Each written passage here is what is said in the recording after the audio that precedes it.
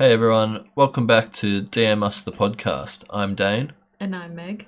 And this is going to be part 2 of episode 6, The Disappearance of Maura Murray. Just a quick reminder, go and check out episode 6 part 1 obviously before listening to part 2 of this, otherwise there's going to be some stuff that won't make any sense. Before we start, we just want to add on to our part 1 episode because we found a podcast that we hadn't heard before called True Crime Garage. They did a really good interview with Maura's sister Julie. So we thought we would just add some information from that interview. And if you're interested, go and check it out. It's kind of some corrections from part 1. And if you're not interested, then you can just skip ahead. Yeah, so just in case you guys missed that, it was True Crime Garage. In Julie's interview, she revealed a few important details relating to Maura's disappearance.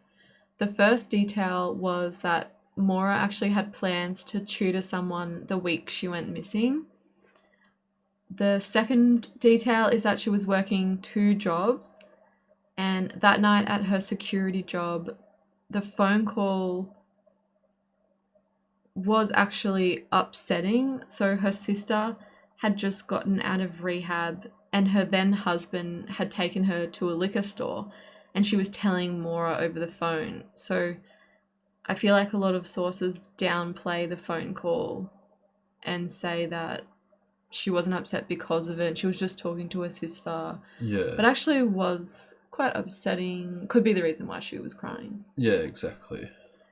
The next point was that she and Fred actually did find cars that they liked that weekend because Billy had actually been there before and bought a car. So they actually went where Billy had gone because he recommended it to them. So that's interesting because a lot of people say that they didn't find any cars at all. Didn't find any cars. They didn't talk about finding any anywhere. cars. They asked local dealerships and they said that they hadn't seen them. Yeah, so apparently they did find cars and they did go car shopping. Yeah. And also, she didn't drive her car when Fred was around because he didn't think it was safe. And that's why he lent her his car, particularly on that night that she went to the party. And she would also just take rides with other people. So she only took her car when she had no one else to take her. Yeah, it was kind of like a last resort. If there's no other way to get there, then I'll take my car. Other than that, it's not that reliable, so I'll find a different way. Yeah, and Fred really didn't allow her to drive her car because it was that bad apparently. So some of the other points that she revealed was that Saturday night, the officer didn't give her a DUI. He actually let her go with the tow truck driver. So she may not have been that intoxicated. Mm. And then after the car accident in her dad's car, Maura did sleep on the couch in the lobby because she couldn't get into Fred's motel room. But the front desk person must have been there, which is how she got into the room to use Fred's phone to call Billy. And also, I think we forgot to mention that Billy and Maura were reportedly having relationship troubles, which could be another reason she was also upset. Yeah, apparently there was a letter found in her dorm room or an email or something like that that had details of they were having relationship troubles. Yeah. And some people wonder about Maura's mum because Fred is the main parent mentioned. And though Maura's mum, Laurie, was obviously upset and tried to get up to North Hampshire to help search, fearing Maura had been kidnapped, but she then passed away from cancer in 2009. Yes, I'm not sure if maybe she was sick at the time of the disappearance that way. Maybe why she might have been battling that. Couldn't go out to search every weekend, but she was a part of it. And she just didn't play a big part as Fred did. Yeah. So now we're going to get into the timeline. So in part 1, we left off from Maura crashing her car on Route 112 in Haverhill, North Hampshire. Yeah. So it's unknown what time Maura actually crashed her car, although it's thought to have happened around 7:25 p.m. on that evening of Monday, February 9th, 2004. She was about 2.5 hours from the University of Massachusetts campus. It was thought that she was heading to the Bartlett area, which she was around an hour and a half from. And I'll put some pictures of maps up so everyone can see. If you're In on the video. YouTube, obviously, our audio listeners, guys won't be able to see that. No, but it is interesting to go on Google Maps and have a look. Yeah, it the definitely whole helps trip. paint the picture. Yeah, so it wasn't snowing, and the weather was described as around 30 degrees Fahrenheit, which is around 0 to -1 degrees Celsius. And it's just important to note that there was snow on the ground because it had snowed the day before, but it wasn't snowing on that specific day. And I think our winters are probably around that temperature, maybe in the middle of the night. Yeah, although we don't get snow that often. No, it doesn't snow. At least where we live. But if you have a jacket on and you can still go out. Yeah, it's not like freezing or anything. Cold. Bit chilly, but not where you can't go out. Yeah. Maura was driving on Route 112 in Haverhill, New Hampshire, when she approached a sharp 90-degree corner, losing control and seemingly hitting a tree and snowbank on the side of the road, spinning the car onto the opposite side of the road. Note that where she crashed was a rural wooded area with no streetlights, although there were houses around. Like we said, it is unknown when exactly the accident happened, although at 7:27 p.m, a resident of Haverhill, New Hampshire, Faith Westman, called 911. This was pretty much straight after hearing/seeing the accident happen. As Faith was on the phone with 911, looking out her front window, she stated that there had been an accident near her house and the car was stuck in a ditch. She also describes seeing what looks like a man smoking a cigarette in the car, although later she says she thought it was just a glowing red light. Of course, people have speculated about this, and it could have been the light from Maura's phone. Yeah, but or something else in the car that there's nothing had a light. concrete that's saying what it was, so it's all just speculation. It's speculation for sure. But she does, Faith did later come and say, oh, well, maybe it wasn't a guy smoking a cigarette. Maybe it was just something in the car. So she's not 100% sure. But she's looking out her window, so fair enough. You can't. Yeah, you can't really tell. Can't see. Plus, she did see someone walking around the car and doing something around the boot of the car. Okay, now at 7:29 p.m, Cecil Smith, who was a police sergeant for the Haverhill Police Department, was dispatched to Maura's accident scene after Faith's call. He was responding to a minor car accident near the weathered barn, where the person driving might be injured.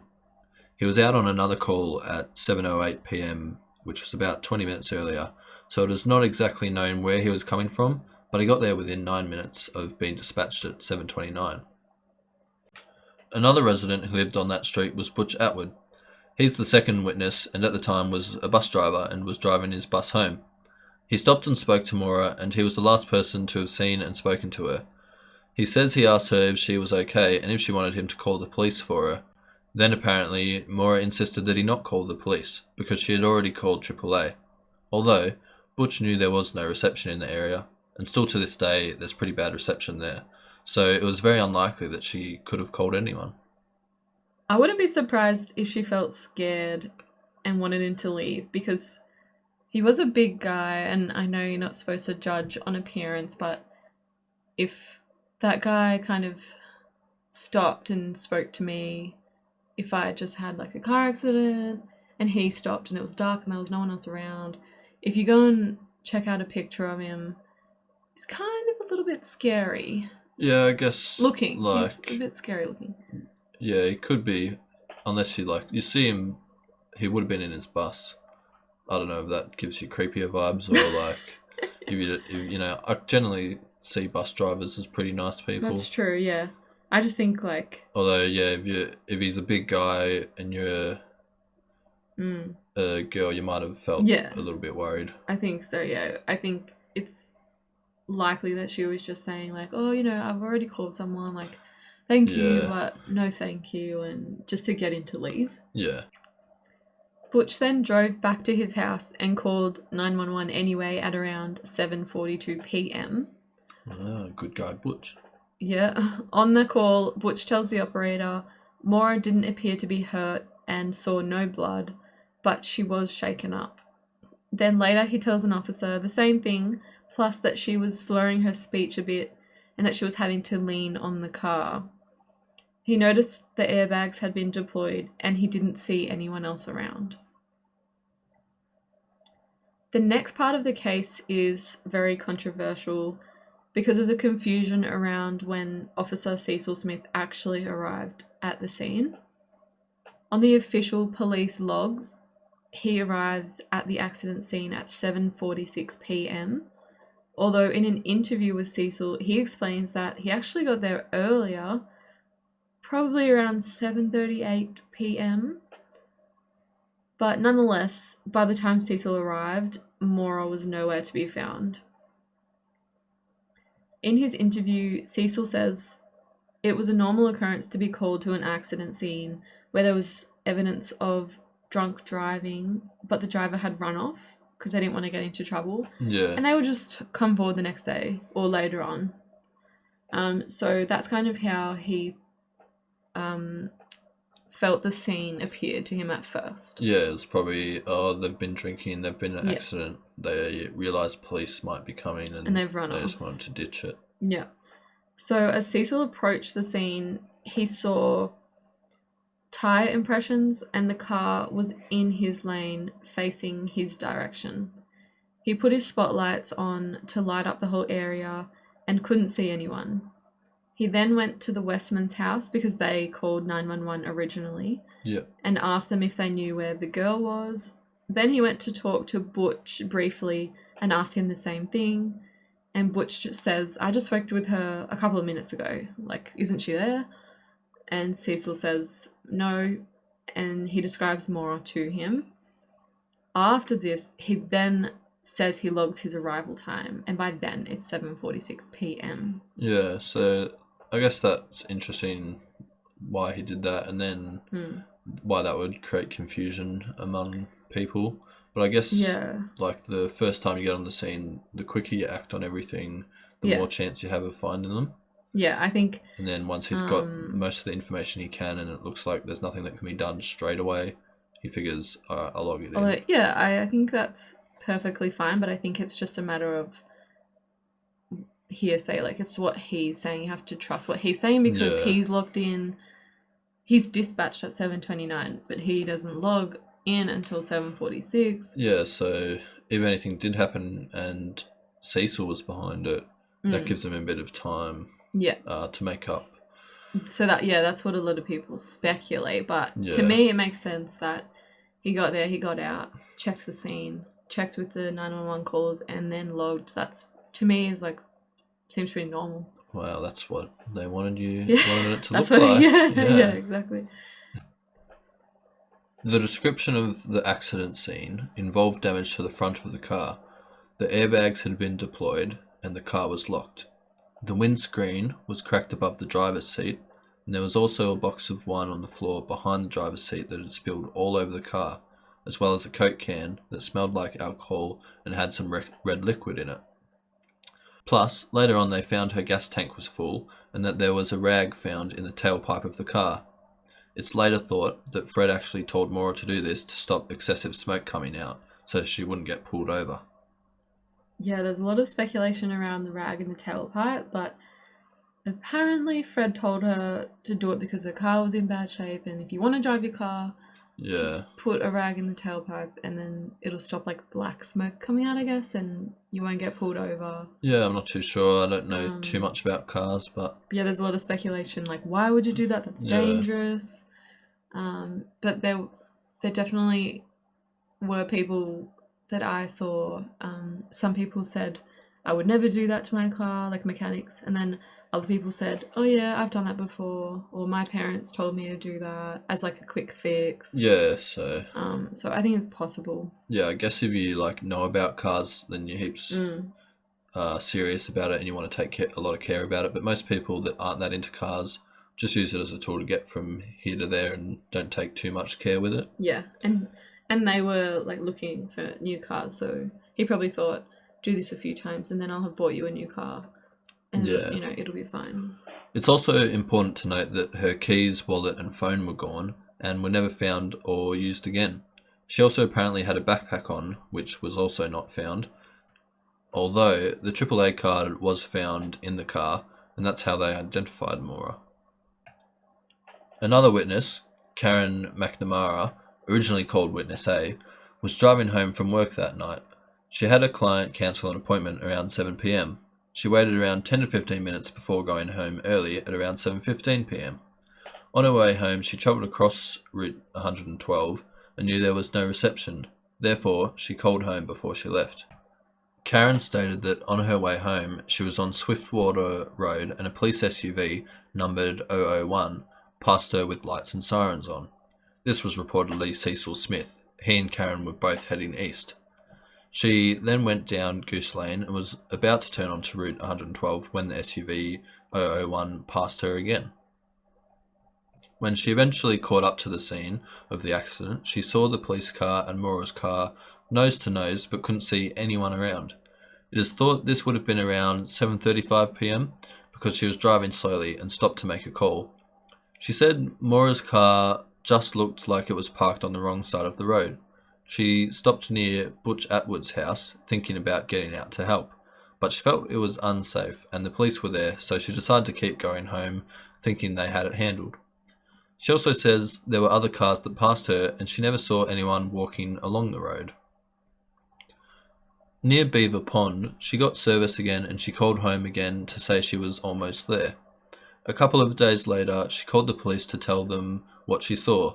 Karen finds it really strange that she was passed twice by the same car.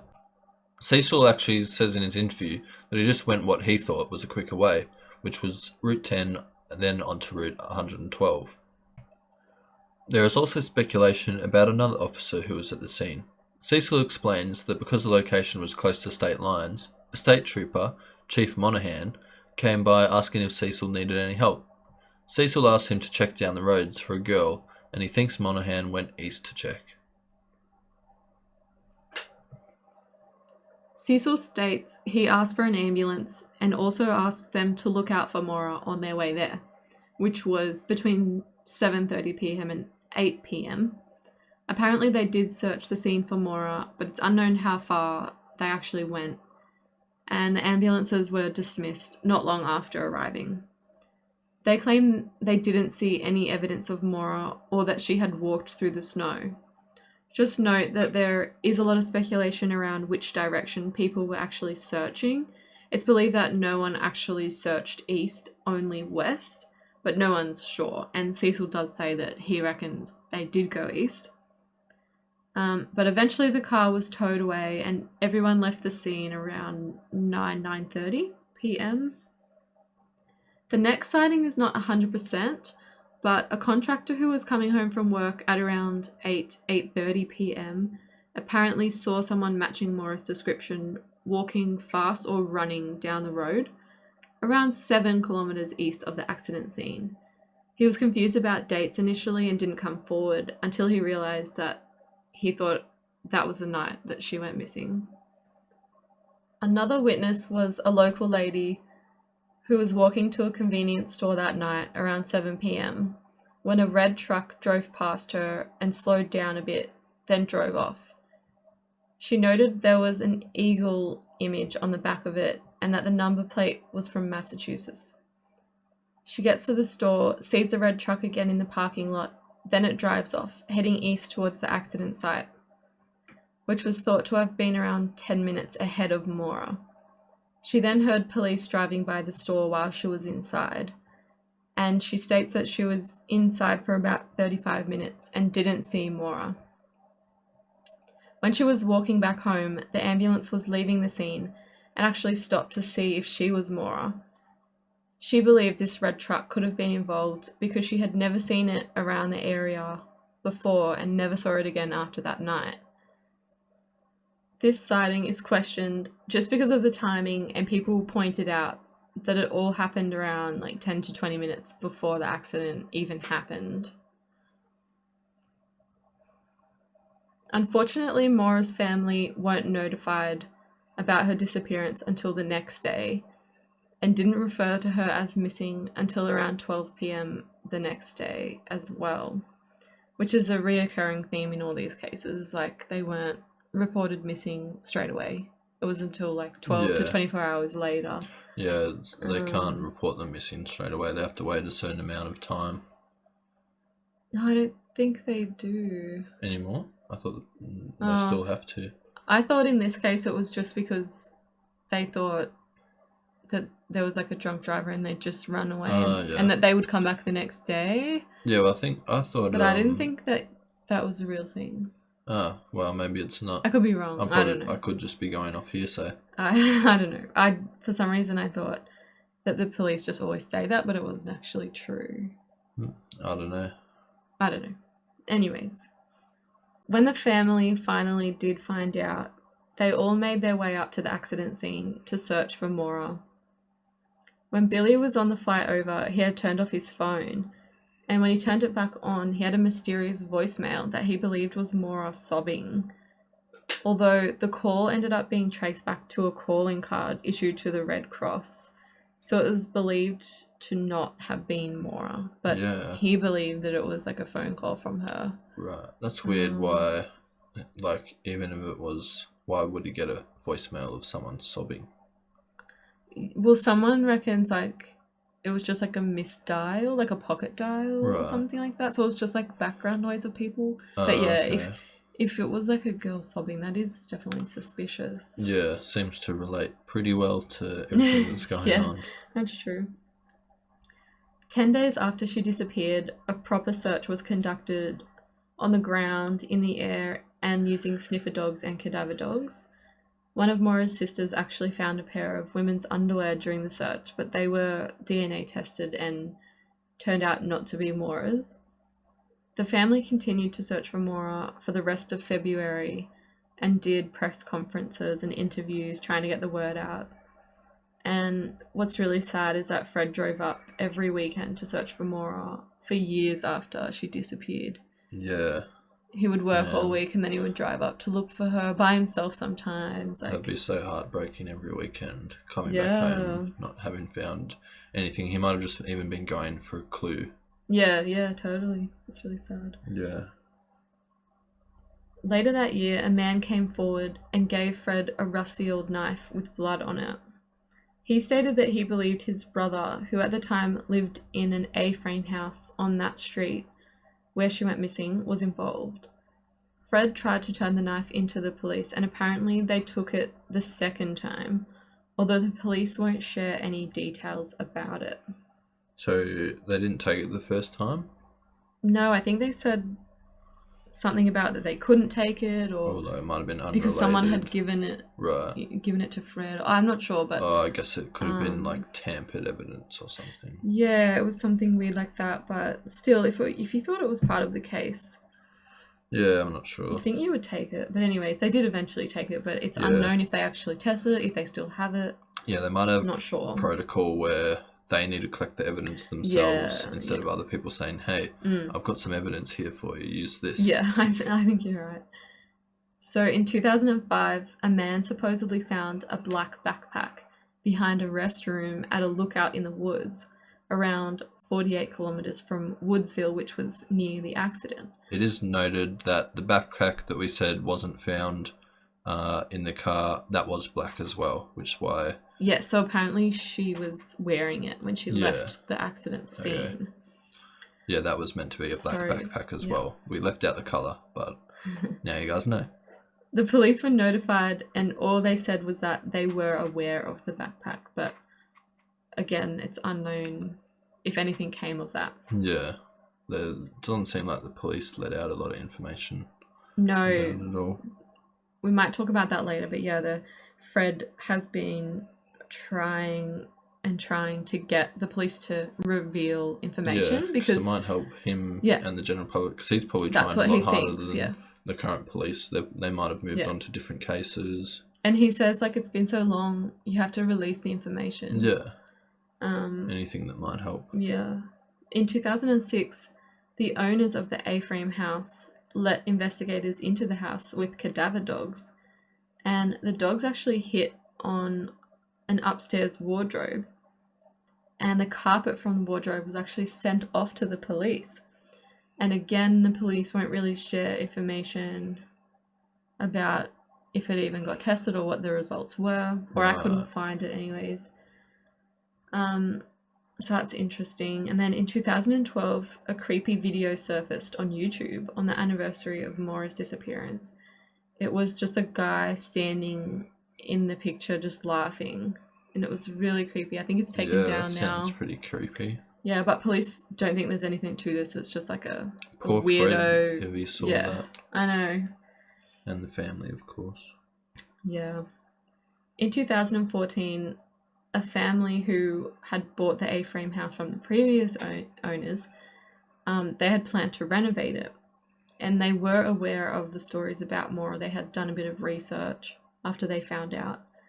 So the husband was doing the renovating and noticed that there was no carpet in a particular wardrobe in the house.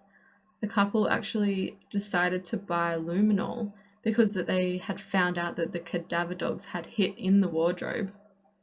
They said that the closet was glowing, mostly on the floor and some on the walls, which is super creepy. Yeah. After so many years. And then in 2016, podcasters and investigators kind of went into the house and collected wood chip samples from the wardrobe to get them tested for blood.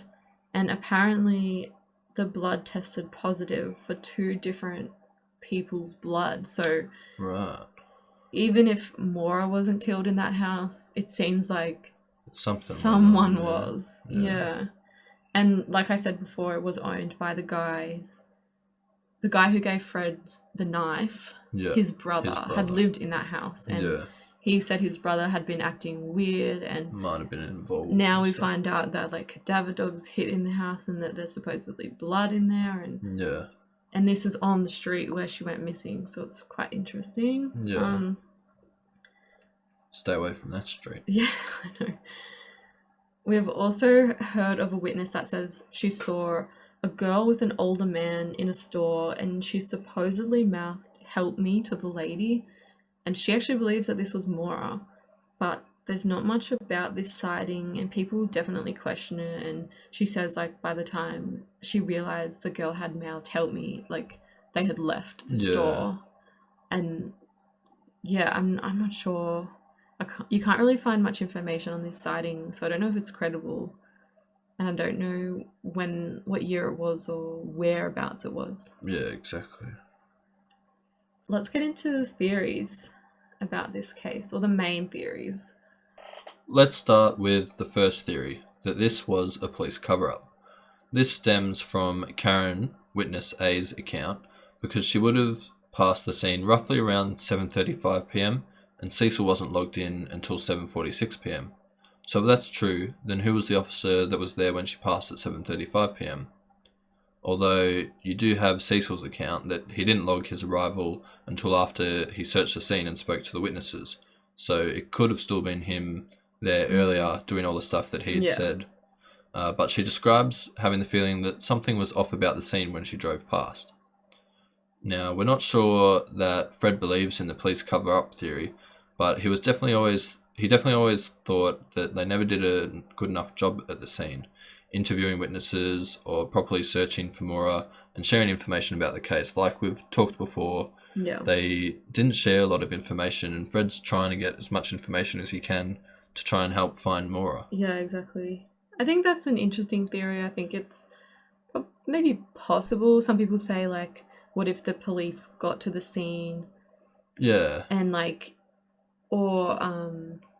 did something to Maura, or if they got to the scene and maybe accidentally but went a bit sideways, accidentally hit her or something, and then quickly covered it up. Or even, we're not sure what this Cecil's like if he found Maura, who could have been a bit intoxicated, might have taken advantage of her, covered it up. There's just all these different possibilities that you're just not sure. The people that interviewed him do say that he seemed really genuine and didn't really think that he Right. was involved. And I think it sounds pretty legitimate. Yeah, especially His like, account. yeah, if you put his And it account, makes sense. it makes sense with Karen seeing Yeah. the officer there Like, I earlier. understand if you're going past and you're like, why is nobody there? But there's a police car there with another Yeah. car and there's no one around. And you'd think that police car, if there was, it'd have to have some information of a previous, like, case that it was logged on to doing or, like, dispatched from. Yeah, It just doesn't seem like there was any other car that was involved in it. Yeah. But I guess the main thing driving this theory is that the police were so unwilling to release information or be open with the public about what they've found. Yeah, and also just the time Yeah, that's just missing the times between don't match up. Yeah, that he logged in. The next theory is that she started a new life, setting up the whole crash and purposely not telling anyone where she was going. This theory stems from everything that happened in the days leading up to the accident, and that she was probably upset and overwhelmed. Although I don't think this is a plausible theory. Just seemed like she was too connected with everyone in her past life. Yeah, and like, why would you stage like a car crash? Yeah, she was in the position where she could have just started afresh anyway. Yeah, or maybe she was trying to do that and then obviously she accidentally got into a car accident. Yeah, and unless she was in trouble with the wrong people that just there was no information released about. That's always a possibility that there's always another thing that we're not unsure about, but there was just no information that ever happened, so I find it unlikely. Yeah. Another big theory is that she committed suicide with the rag in the tailpipe, and again, because she was overwhelmed with everything going on. Also, some people proposed that someone could have put the rag in her tailpipe and followed her, assuming her car would stop and she would be stranded, so they could kind of, I guess, attack her or whatever. Seems unlikely. Like, yeah, what? It's a bit risky. What if nothing happened with the rag in the tailpipe? Yeah, like, I'm not sure. Like, how would she commit suicide with the rag in the tailpipe? Like, is that meant? I don't know how it works, but apparently, it's just meant to stop the bad fumes from getting out of the car. Yeah, the fumes instead of going out of the car would go in. But I don't think it's legitimate. Yeah, unless she had the AC going on, but I don't know too much about cars and how that's all connected. I'm not sure about that one. It seems like it's a big theory, so it is. We just wanted to put it in here so or that maybe you guys she would went know. into the woods. Yeah, like there's so many different suicide. possibilities. I'm not sure, but I don't really believe that one. Like, yes, she was overwhelmed and having a bit of a bad time with crashing her dad's car and everything, but overall it seemed like she was pretty close with her family and friends. Yeah, I feel like there are better ways to commit suicide than just chucking a rag in your tailpipe and saying, hopefully this gets the job done. That's true. A more logical theory is that she was simply in shock and disorientated from the accident and possibly had been drinking. So she ran off into the woods, maybe to hide from the police, or even just walked off and got lost and died of exposure.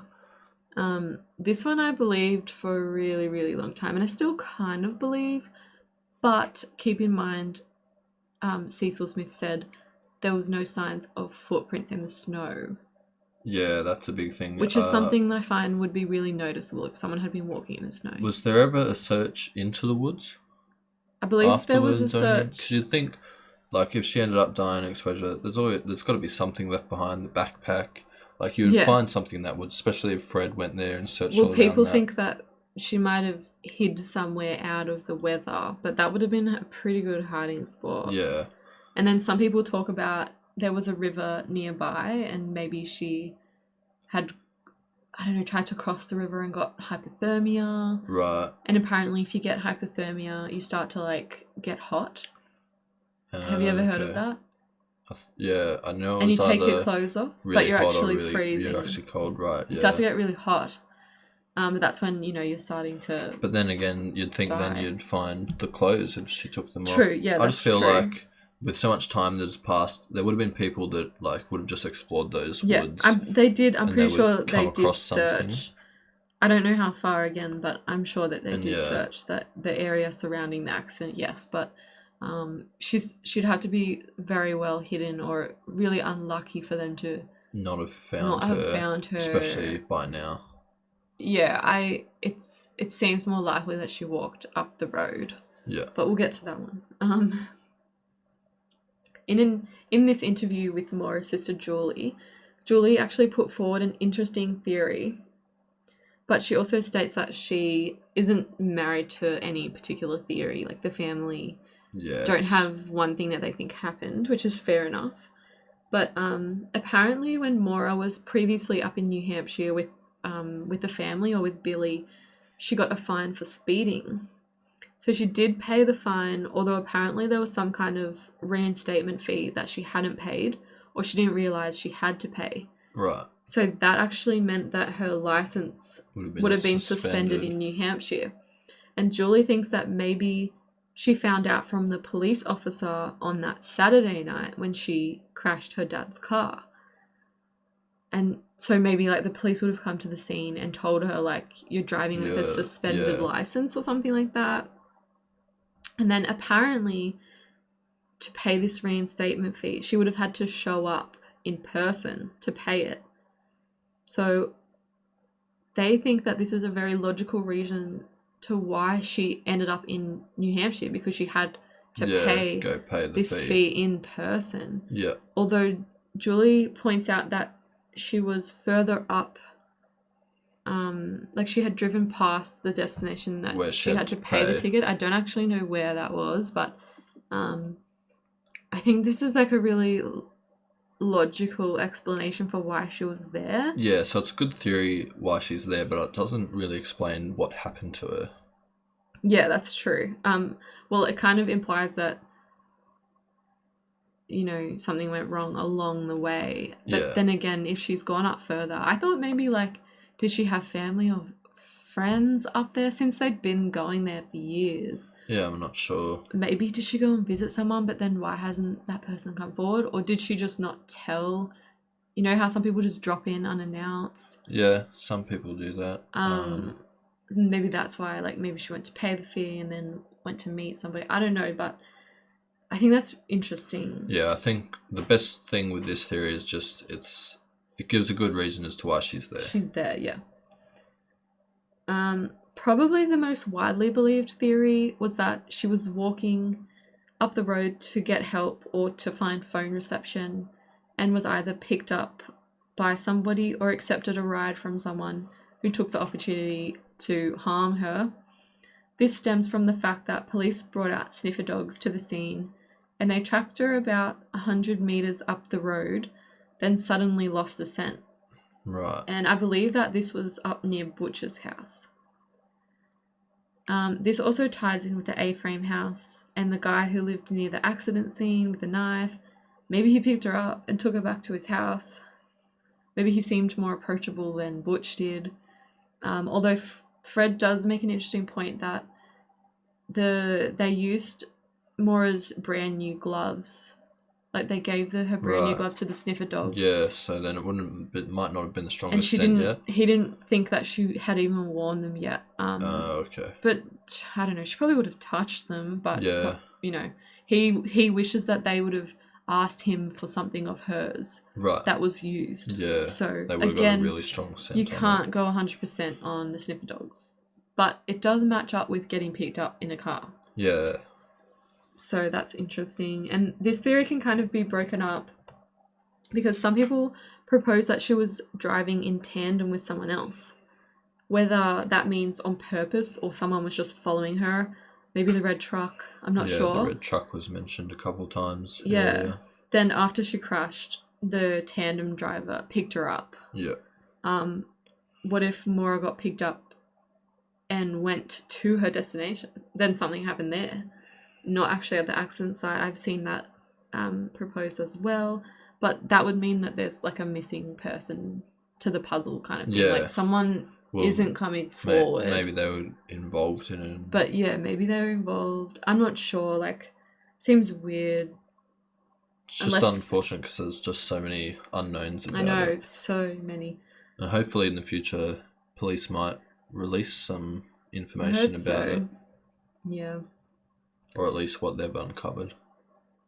Yeah. I think an important theory is to look at the last person to have seen her and spoken to her. Because in a lot of cases, the last person to have been seen with the victim is often the person that's involved. Yeah, so this would have been Butch. So in this case, it would have been Butch. And if you think about it, we're just going off what he's saying. Yeah, I guess, and people haven't really looked too far back into his backstory, have they? No, and he actually passed away, I don't know, years ago, so he could never admit it or anything. Yeah, the only thing that kind of gives him a bit of an alibi is that, like, Faith calls 911 and then Butch comes past and then he calls 911. So there's a small gap that he could have done something, but not to say that she could have changed her mind and walked up to his house and maybe said, "Oh, I do actually need your help." Yeah, if she wasn't getting any phone reception. Yeah, or if she was walking just up past his house after the fact that he had called. Especially if he said he knew there was no reception there.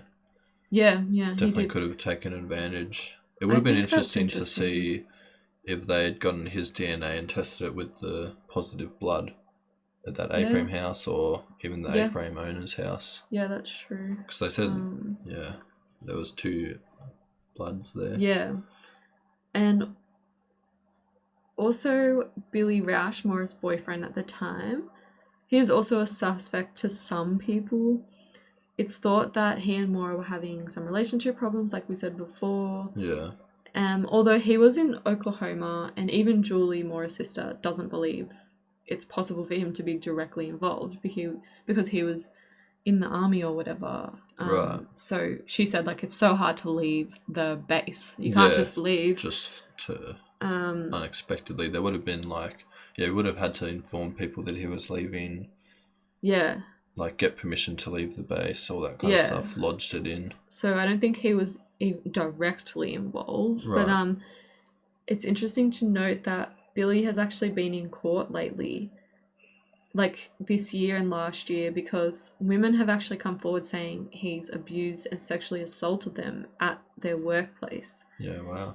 And this links into some people's theory that Billy could have been abusing Maura and she was trying to get away from him. Although there's not really any evidence of abuse, and Julie also said that Maura never said anything. Not that that means it wasn't happening, but no one was like suspicious of anything like that. And they did have a long distance relationship, so true. It would have been. And maybe this event even caused Billy to become a bit traumatic. Totally, I did think that. Yeah. Yeah, he started to. Would have been really traumatic. Not care as much towards other women. Yeah, because they were maybe going to get engaged, and it would have been a really sad thing to go through, but doesn't excuse that kind of behavior, obviously. But no way. That's just interesting to point out that he's done some bad things to some women. So those are our theories. Yeah. So what do you think happened? I'm not sure exactly what happened, but I think my guess, at least, is that there's some other person involved here. I don't think it was kind of like a solo act, like she killed herself or she wandered off into the woods and died. I feel like someone had an impact on her and caused something to happen. Whether it was directly with the car crash or car troubles or afterwards, I'm not too sure. But yeah, I definitely think there's another person involved here. And it's just I'm just too unsure with what information the police know that we don't know and that they haven't released. But I don't think it's like a cover-up theory or anything like that. Yeah. How about you? Yes, I agree. For ages, I fully 100% believe that she just died of exposure. Like, she just went to hide, and she would, apparently she hit her head, or she probably hit her head. She would have been disorientated. True. And yeah, for so long I believe that she hid in the woods and just like couldn't find a way out. Yeah, especially like if you're still a bit intoxicated. Yeah, but now after researching this case and just going down the rabbit hole, and oh my gosh, like, it's been all consuming. I am leaning more towards that she was walking to find help or to find phone reception and was either like forced into a car, kidnapped, or accepted a ride with somebody who did something to her. And also I have like a weird feeling about Butch. Like, I do believe that you should look at the last person who saw them as well, but I agree with you. I think there's a missing piece of the puzzle here, which is a person, I think, and hopefully more people come forward and hopefully they release information. Yeah, that's right. So you can link somebody to this case. Yeah, because anything about her just went missing, like her backpack, wallet, keys, not to mention her herself. Which also kind of ties in with the fact that someone took her and did something to her and would have got rid of all of her stuff. Because I think there would have been just a shred of evidence left. Yeah. That they would have found in the surrounding area. Yeah. Yeah. If something like that, if it was done by like herself or whatnot. I agree. But yeah, that's gonna wrap up this episode, guys. We hope you enjoyed it. Part 2 of episode 6. It was a pretty lengthy one, so hopefully you guys had something to do while you listened to it, or you guys were pretty intrigued. And hopefully you stay tuned. If you're on YouTube, please subscribe. Let us know in the comments, like we said, or if you're listening through our audio platforms, just give us a rating. It really helps us a lot. And hopefully we'll see you guys for the next episode. Bye, guys. Thanks for watching and listening.